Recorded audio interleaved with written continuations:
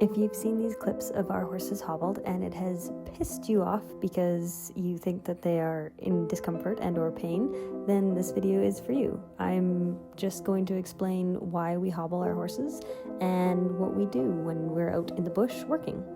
All of the clips that these horses are running with their hobbles on are because they are going either out onto pasture to eat for the night, or they are going back into camp to have their morning grain and go to work, and they have decided that they don't want to be caught. They're in a mood, they don't want me anywhere near them, so I cannot take their hobbles off before they go into camp.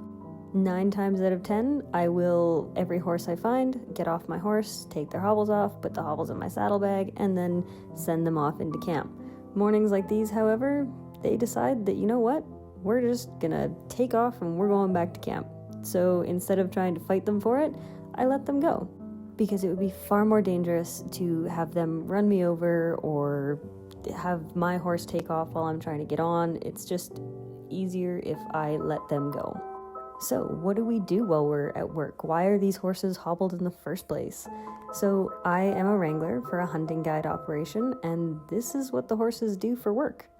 We are in the mountains for 3 to 4 months a year, and all of the horses that come out with us pack and ride and help us with our hunts. They are not hobbled 24/7. They are only hobbled when they go out to eat. When we are out in the bush, there is no vehicle access, so we cannot get any sort of fencing materials and or feed in for these horses. They have to be out on pasture grazing in order for them to survive and eat. We are also operating on government land, which means we are not legally allowed to build fences. So even if we could get the materials in, it wouldn't be legal for us to do so. When we're at work, we are in such a remote area that these horses could go for days and not see any sort of civilization. So keeping them hobbled during the night means that they stay near-ish enough to camp that we can find them every morning.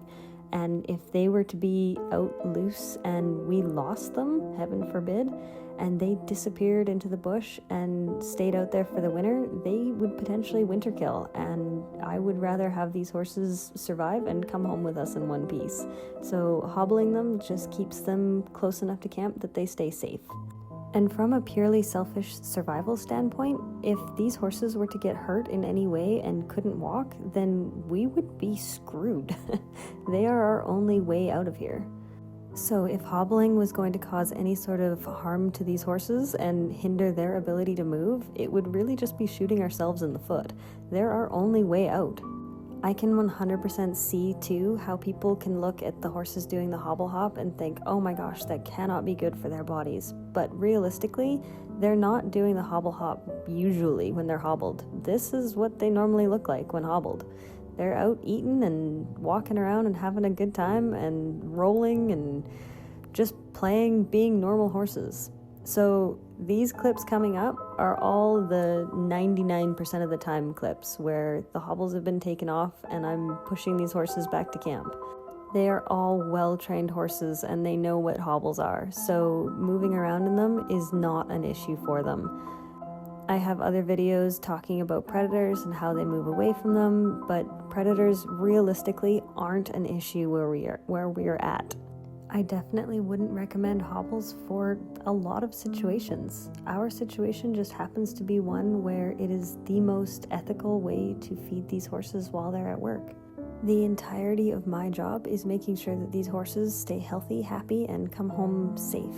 That is honestly all I'm out there to do. So if anything was going to be counterintuitive to that goal, then I wouldn't be doing it. Like I said, I wouldn't recommend hobbling horses like in this situation for 90% of people, but this just happens to be the best way that we can feed these horses and keep them safe. I hope that clears up some confusion for everybody.